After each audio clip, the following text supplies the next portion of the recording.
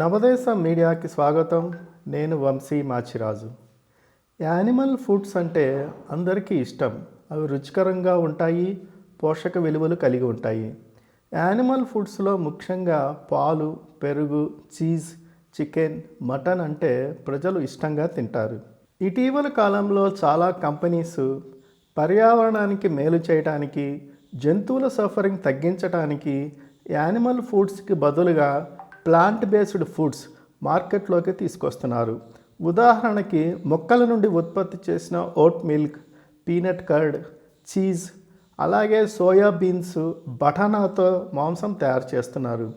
కానీ ప్రజలకు మాత్రం యానిమల్ ఫుడ్స్ నుండి ప్లాంట్ బేస్డ్ ఫుడ్స్కి మారటం చాలా కష్టంగా ఉంది. యానిమల్ ఫుడ్స్ టేస్ట్గా ఉండటానికి కారణం వాటిలో ఒక సీక్రెట్ ఇంగ్రీడియంట్ ఉంది. అదే యానిమల్ ఫ్యాట్. ఈ ఫ్యాట్ అనేది జిడ్డుగా, ఆయిలీగా ఉండి వండినప్పుడు ఆ ఫ్యాట్లోంచి జ్యూసెస్ బయటకు వచ్చి నోట్లో కరిగిపోతూ ఉంటాయి. ఈ సీక్రెట్ ఇంగ్రీడియంట్ మొక్కల నుంచి వచ్చే ఫుడ్స్లో మిస్ అవుతుంది. ఉదాహరణకి పాలతో చేసిన పెరుగు, ఐస్ క్రీమ్, చీజ్ అనేవి మొక్కల నుంచి తయారు చేసిన పెరుగు, ఐస్ క్రీమ్, చీజ్ కంటే చాలా టేస్ట్గా ఉంటాయి. నేను గత 5-6 సంవత్సరాలుగా యానిమల్ ఫుడ్స్ తీసుకోవటం మానేశాను. ఎప్పుడైనా ఇంట్లో పిజ్జా చేసినప్పుడు మామూలు చీజ్ బదులు మొక్కల నుండి చేసిన చీజ్ వేసినప్పుడు ఆ పిజ్జాలో ఏదో టేస్ట్ మిస్ అయిందన్న ఫీలింగ్ కలుగుతుంది. అలాగే చికెన్ బర్గర్ తినే వాళ్ళకి సోయాబీన్స్తో చేసిన బర్గర్స్ తింటే అదే ఫీలింగ్ కలుగుతుంది. ఇంకా వండేటప్పుడు ఈ యానిమల్ ఫ్యాట్స్తో పాటు వంటకు వాడే ఆయిల్స్లో ఉండే ఫ్యాట్స్ కూడా యాడ్ అవుతాయి. సాధారణంగా రెస్టారెంట్స్లో మాంసాన్ని టేస్ట్ కోసం పామ్ ఆయిల్తో వండుతారు. భారతదేశంలో కూడా ఇటీవల కాలంలో యానిమల్ ఫుడ్స్ కన్జంప్షన్ అనేది చాలా పెరిగిపోయింది. ఇది పర్యావరణానికి తీవ్రమైన ముప్పు.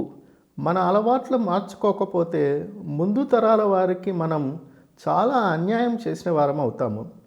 ప్రతి సంవత్సరం అనేక విధాలుగా ప్రపంచవ్యాప్తంగా 51 బిలియన్ టన్నుల గ్రీన్ హౌస్ గ్యాసెస్ అంటే కార్బన్ డయాక్సైడ్, మిథేన్ వంటి హానికరమైన లక్షల టన్నుల గ్యాసెస్ను విడుదల చేస్తున్నాము. దాని మూలంగా వాతావరణం వేడెక్కిపోతుంది. జనరేట్ అవుతున్న గ్యాసెస్లో దాదాపు 10% ఆహారం కోసం పెంచే యానిమల్స్ నుండి వంటకు వాడే పామాయిల్ లాంటి పంటల మూలంగా జనరేట్ అవుతుంది. వాతావరణ మార్పులను ఎదుర్కోవటానికి మనము 10% నుండి 0కి తీసుకురావాలి.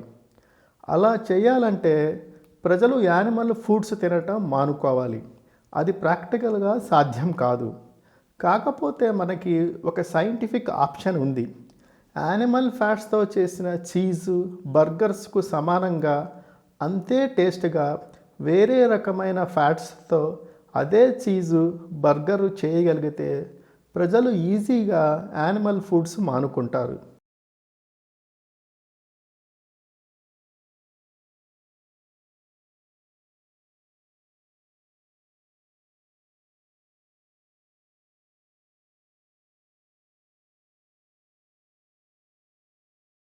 పర్యావరణాన్ని రక్షించడానికి ప్రపంచంలో 3వ అత్యంత ధనవంతుడు, మైక్రోసాఫ్ట్ అధినేత బిల్ గేట్స్ సేవర్ అనే కంపెనీలో ఇన్వెస్ట్ చేశాడు.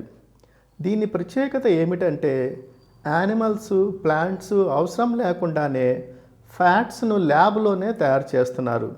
ఒక సైంటిఫిక్ ఇన్నోవేషన్తో గాలి నుంచి కార్బన్ డయాక్సైడ్ మరియు నీటి నుంచి హైడ్రోజన్ తీసుకొని వాటిని వేడి చేసి ప్రాసెస్ చేసి వాటి నుంచి ఫ్యాట్స్ను తయారు చేస్తున్నారు. ఈ ఫ్యాట్స్ యొక్క మాలిక్యూల్ స్ట్రక్చరు మిల్క్, చీజు, మాంసం, ఆయిల్స్లో ఉండే మాలిక్యూల్ స్ట్రక్చర్స్ ఎలా ఉంటుందో అలాగే ఉంటుంది. ఈ ఫ్యాట్స్తో చేసిన ఫుడ్స్ రియల్ యానిమల్ ఫుడ్స్ ఎంత రుచిగా ఉంటాయో అంతే టేస్ట్గా ఉంటాయి. ఈ విధంగా ల్యాబ్లో చేసిన ఫ్యాట్స్ గ్రీన్ హౌసెస్ గ్యాసెస్ను విడుదల చేయవు. కోట్ల జంతువులను పెంచక్కర్లేదు. పామాయిల్ లాంటి వాటి కోసం వ్యవసాయ భూమి అవసరం లేదు. ప్రస్తుతం ఉపయోగిస్తున్న నీటిలో 1000వ వంతు కంటే తక్కువ కావాలి. Thanks for watching. Vamsi Machiraju. దయచేసి మా ఛానల్ సబ్స్క్రైబ్ చేయండి. Thank you so much.